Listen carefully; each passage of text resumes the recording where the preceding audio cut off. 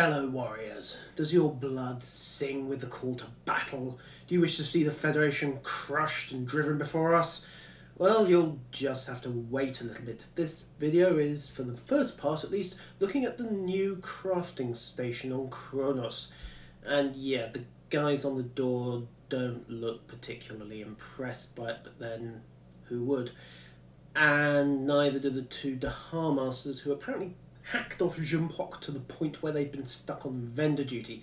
Still, a newly promoted captain might find some of this stuff useful, even if he can't upgrade it to blue or green straight out of the box.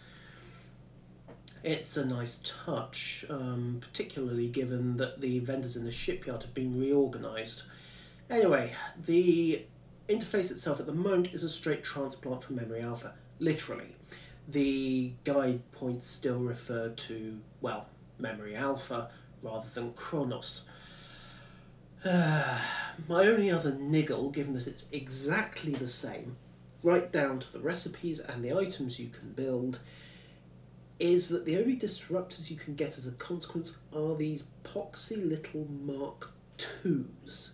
Now, I'm sorry, we're Klingons. Disruptors are our signature weapon. Why can we not have them all the way up the tree? Why can we not have Mark 4, 6, 8 and 10 Dizzies? Probably for the same reason that the Feds can't have Mark 4, 6, 8 and 10 phasers, but there you go. Minor detail really, it all seems to work pretty much. So with that quick look done, we're going to need some materials.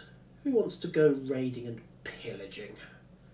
Yes folks, we don't do any of this poxy scanning nonsense. Well, we can, but we choose not to.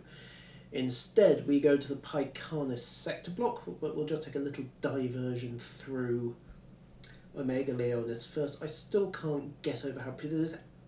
Who nicked my astrometrics bar? Ugh, give it back. Oh, I want that button back, please. Ugh. And a suggestion for Cryptic on the side, that little arrow, move it down to the bottom of the window and just clean it up a little. That dialog box for entering a system doesn't need to be quite as big as it is. Anyway, Lieutenant Commander Kovex, there are 2 repeating missions on 30-minute timers, Sorties Alpha and Bravo, and there's a 24-hour timer for the secondary objectives called Path of the Warrior. Now, if a 30-minute cooldown for a 2 emblem mission seems fast, it isn't.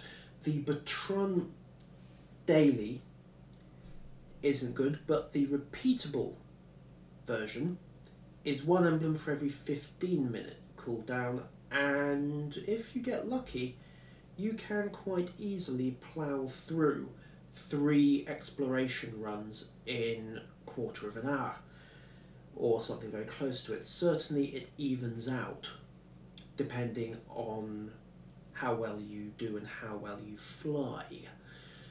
If anything, the Federation actually has a slight advantage, because the right combination of exploration missions would let you get through it very, very quickly indeed.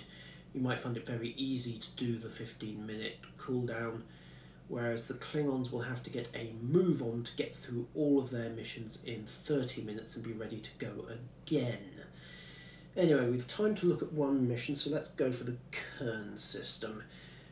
No particular reason for it, I could have picked any of them, but the Kern one happened to be the first one I found. Incidentally, that freighter you can see should be the transport attack, as far as anybody can tell.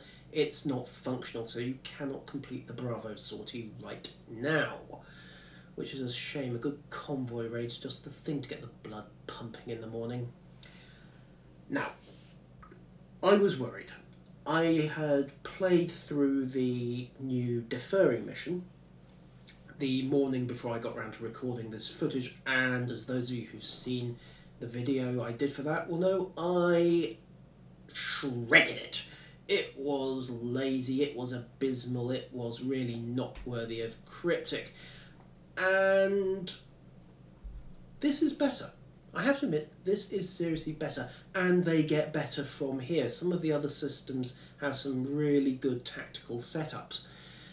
This one is about as straight as it comes. There is one that is worse. I will cover it in a later video. However, it's, on the face of it, a straight kill mission. The core of it is a straight kill mission. It's always going to be that because, let's face it, that's how the game's core rules are built around combat and blowing stuff up. Incidentally, why have I got black numbers on my UI? I realise this might be an effort to show different damage types, but I have to point out that that is the default UI colour setup, and black on a black background. Next thing you know, you'll be telling me I've stolen Hot Black Desiato's stunt ship and the panels are black buttons on a black background lighting up black to tell you when you've pushed them. Right. So we kick into the second satellite, one battleship covering it.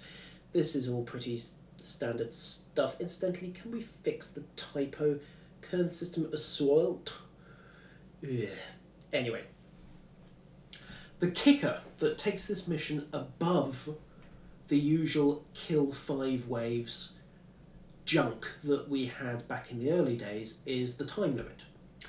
If you want those 5 bonus emblems, you are on a clock. You have, well, strictly speaking, it's 6 minutes and 3 seconds from the moment you warp in to finish the mission. By the time you actually get moving, it's going to be 6 minutes straight, and you have a decision to make. You need to get a move on anyway, but do you stop to loot the supply drops? Well, for most people the answer to that is no, because if you do, you have to stop, and that will cost you precious seconds. It also doesn't help here that I'm flying like a total rookie. You will see me make multiple errors, if you haven't already, on weapon arcs and weapon positioning. I've spent far too long in that Excelsior. It's made me lazy about firing arcs. Anyway, my niggle with this mission is that I'm in a bird of prey with 3 forward cannons, torpedo launcher, decent setup, and even though I'm rusty, and that's a fair comment, more black numbers, why black numbers? I don't quite make the objective, but I'm doing pretty well for time. Now, here's the kicker.